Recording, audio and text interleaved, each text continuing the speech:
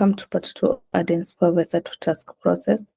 In part 1 of this series, in part 1 of this video, we saw what could happen if an error occurs and we haven't configured link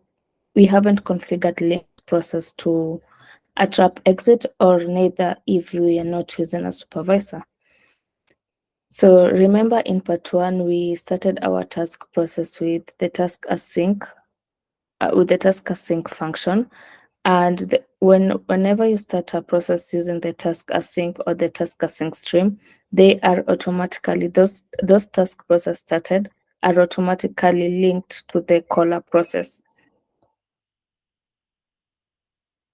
So in our case scenario, neither the task process nor the caller process was configured to a trap exit. So when our task process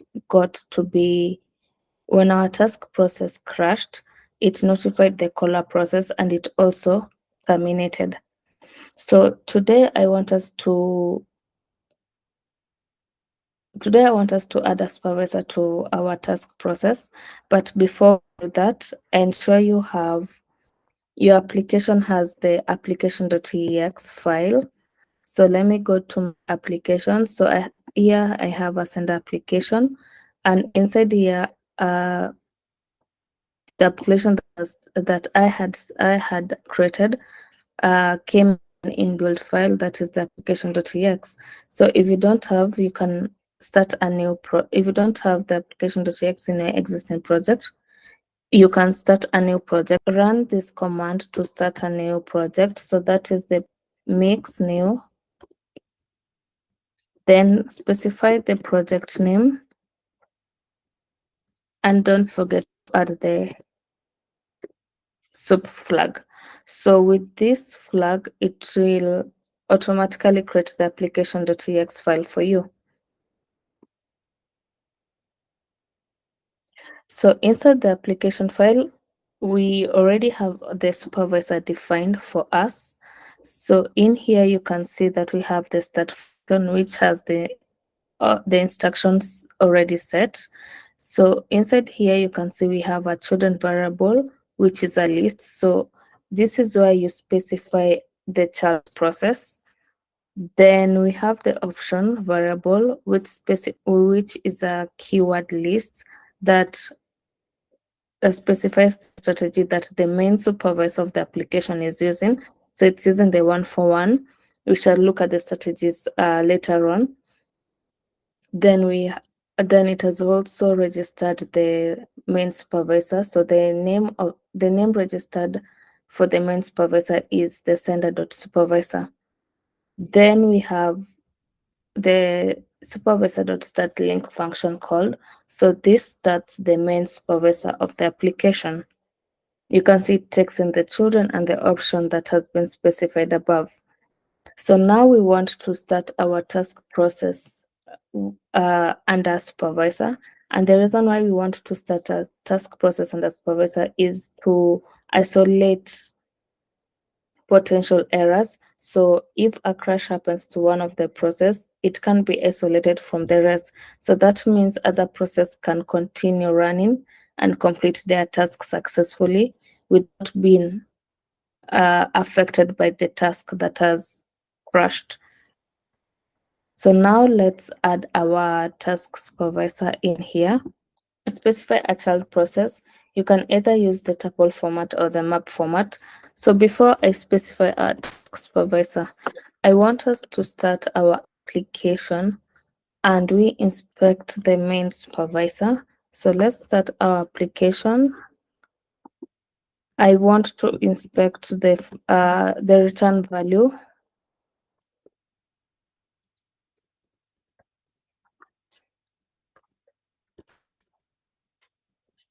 Because we might need the paid returned there.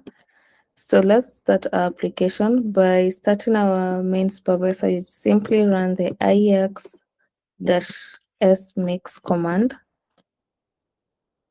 You can see that the start link returns a tuple of a atom OK and the PID.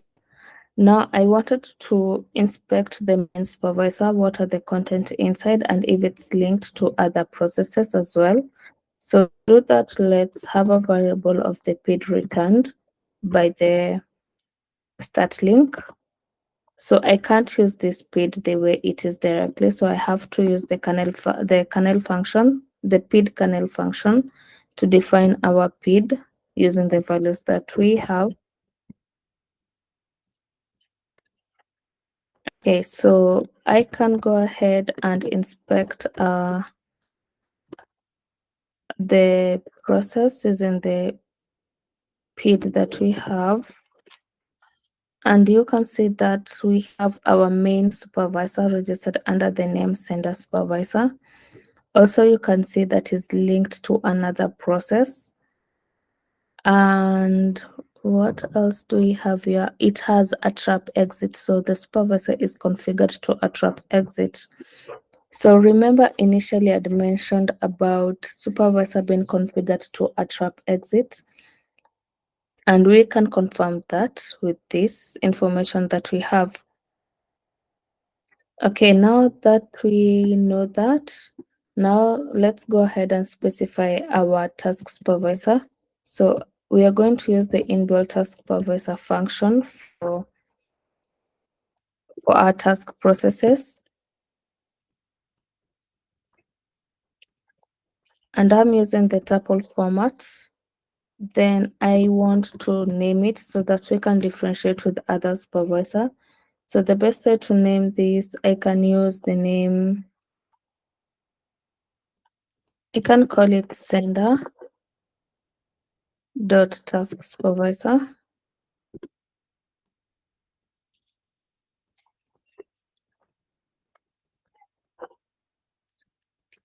Now we have our task supervisor specified. So let's recompile our application and see what happens. So I'm going ahead to recompile our application because we've made some changes. Okay, so now let's inspect our main supervisor again. The reason why I'm doing that is because we have added a child process. So I want to see if the child process, which is the task supervisor, is linked to the main supervisor. So still no information. The information we have is similar to what we had earlier. So the best way is to close this and restart our application again. So we have another PID started. So this is a different PID for our main supervisor. Again, I have to define the PID.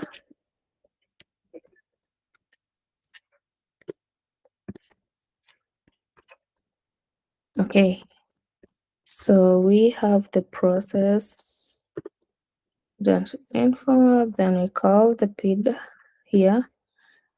Now you can see that in the first example, our main supervisor was only linked to one process. We could not identify which process is that. Now that we have started the application again, with the child process being added, we have two processes linked to our main supervisor. So let's find out which other process is linked to our supervisor. By doing that, I want to check the information of our task process. So remember, we have the name of the task supervisor, but we don't have the PID. So let's use the process where is. Let's use the process that where is to find out the PID of the task supervisor. So this is the PID. Then let's check its information. Sorry, not. Let's check the information of the main supervisor again. So I'm redefining this because I've already changed the variable to match the PID of the task supervisor. So this is the information I wanted, the information of the main supervisor. So this PID here, we have the PID 0.178.0, which is matching our task supervisor. So that means our main supervisor is linked to the task supervisor, and we can start creating a tree from there. So we have the center supervisor, which is the main.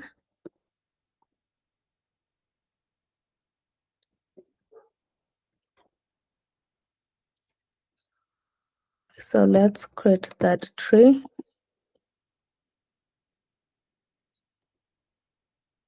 So we have the center supervisor, and I can call it the main because it is the main, which is again linked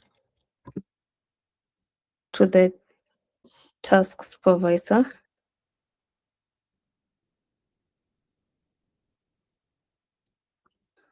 which is the child process. So we can write it here, child process.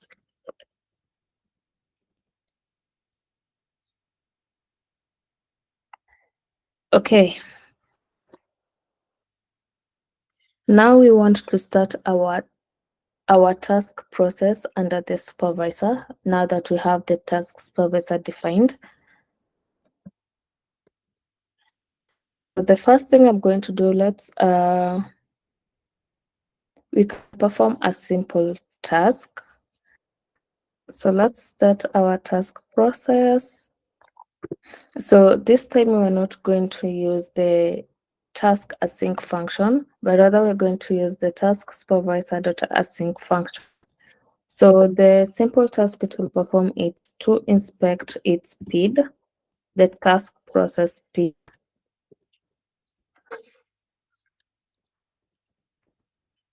So the task supervisor.async, similar to the sync function, but this has to take the module, the name of the supervisor first. So the name of our supervisor is the sender task supervisor. So you have to reference that supervisor that you want to start your process under. Then it takes an anonymous function similar to the async. So in here, I want us to perform a simple task of inspecting the process information because we want to check the information of our task process. So by calling self, we are referencing to the PID of the task process. I want to see if there's any function that have any closing bracket, then I have to close this and let's run that. So you can see it's returning the task struct similar to the async function. The difference is that this has been started under supervisor. Then in here, under the links is where I'm interested with. So this is the task process. You can see that it's linked to the PID 0.178 and 0.189. So let's see where all this PID is coming from. So if you look at the dictionary, you can see that our caller process here has the PID 0.189.0. So this PID is matching what we have in the as the owner. So the owner is the caller process, and that is referring to the interactive shell process that where we started our task process. Then we have the PID the PID 0.178.0. So this is the PID of the task process. So this is the PID of the task process. So our task process is linked to two process. We can update our supervisor tree. So the task supervisor is now linked to another task process that we have started. Task process, and the task process, so the task process is linked to the task supervisor, and it's also linked to the child, to the caller process. So it's only the caller process is linked to the task process, and the task process is linked to the task supervisor. Okay, so now we have that information. We can see that our task process is not configured to the trap exit, but our supervisor is. So what happens if we raise an error here? So similar to what was done earlier with the task async, we are going to do the same by raising an error. So let's raise that error.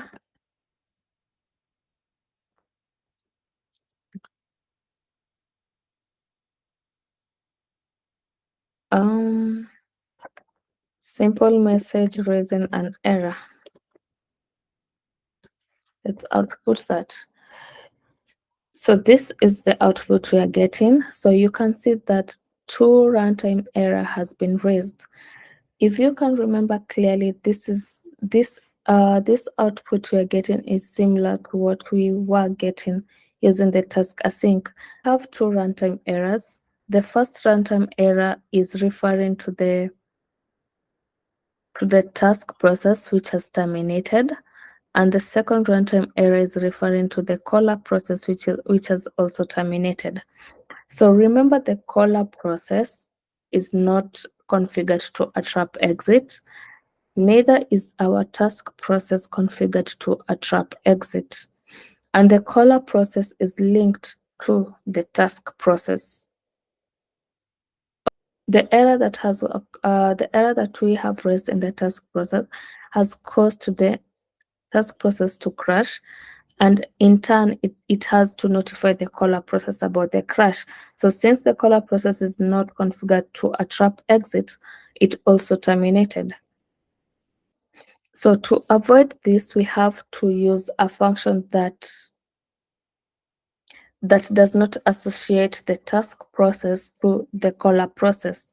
So this function is, we can use the task supervisor.async no link, which does not associate the task process to the caller process. So let's change that. First, we are going to inspect by using the async no link.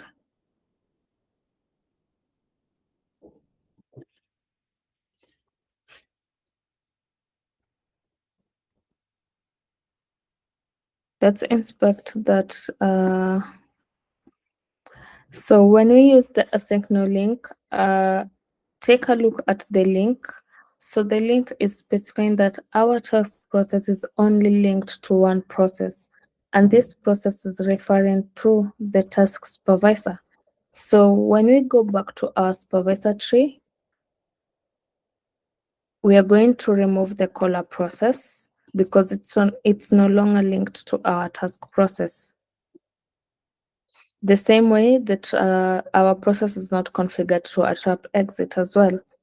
So now let's raise an error using this function. So I'm just going to call this and pass the no link.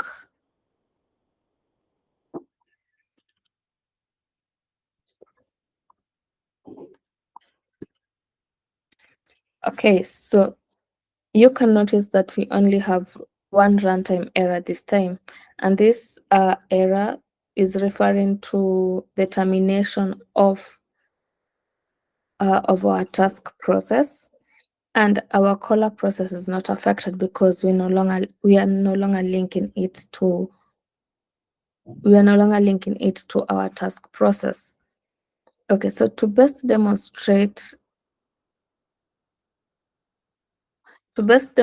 why it's good to start your task process under a supervisor, we are going to start more than one task process.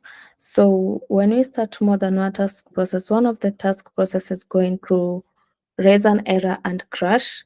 And because we are starting our task processes under supervisor, we don't expect the other process to be affected. So that means the supervisor is good at isolating potential errors from affecting other processes that are running successfully. So the reason why supervisors are good at isolating errors is because they are configured to a trap exit, And we saw that with our main supervisor and the task supervisor that we started, they're all configured to a trap exit. And when a supervised process exits with an error, that error usually gets to be isolated and it does not propagate further to other processes. So let's start more than one process. So I'm going to write something in here first. Because we are using the iterator shell, it will be hard to write it there. So because we're starting more than one process, I can do this. I just only want to start two processes. We have our number there, and let's close our let's close that. So we're going to iterate through through a range of numbers. And for each number, I want to start a task process for it. So the best way to do this is to pattern match or write a condition for it. So we're going to add a check. So that means let's start our task process first. I'm just going to copy paste this.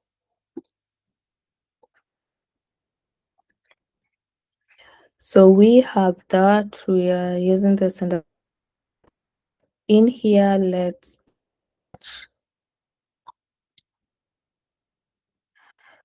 so if let's write a condition for it, not so I'm going to use true as the process that is going to crash.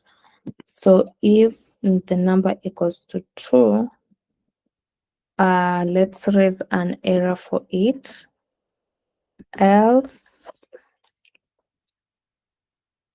can continue swiftly by outputting a successful message.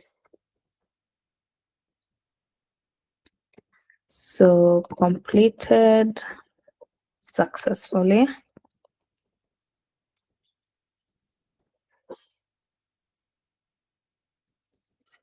So let's see how this is going to work out.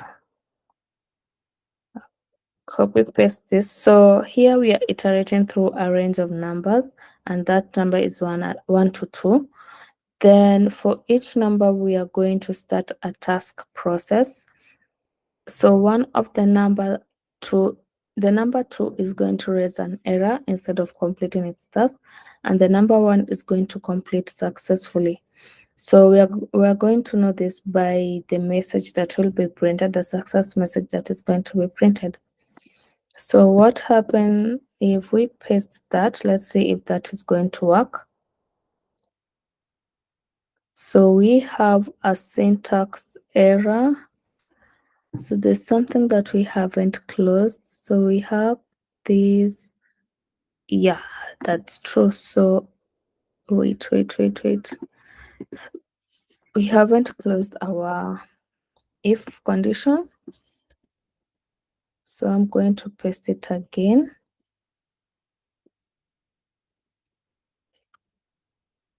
So this should work, hopefully. Right, so I was right. Okay, so you can see that we have a success message being printed. So that means the task of the number 1 completed successfully. Then we have a runtime error, and the runtime error here is pointing to the termination of the task of PID 0.204.0. And if we check that PID, so this is the PID that we are getting. So that means one of the task process got to be terminated, but the other one got to complete successfully. So this is where supervisors come in handy. So we have successfully been able to isolate a crash from affecting other processes. So our task process 2 crashed by raising an error, and our task process of the number 1 got to be completed successfully.